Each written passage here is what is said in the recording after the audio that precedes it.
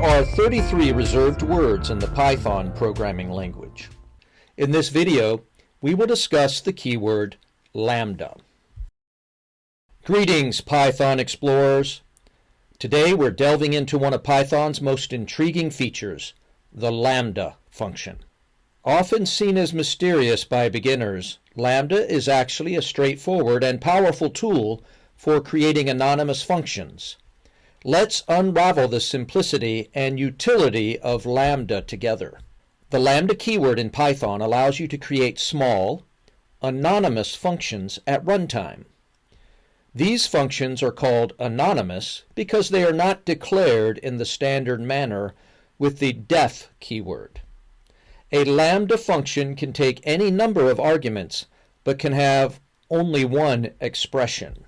Why LAMBDA? Its beauty lies in its brevity and flexibility.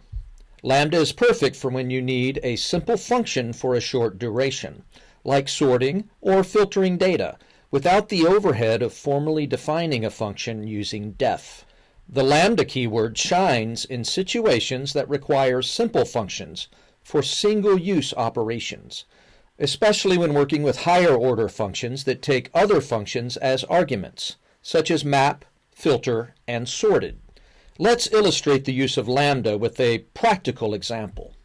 In this code snippet, we use a LAMBDA function as an argument to filter, specifying a condition to filter even numbers from a list.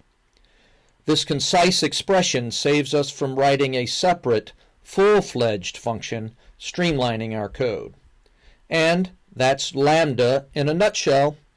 By incorporating LAMBDA functions into your Python toolkit, you can write more concise and readable code for small-scale tasks and operations.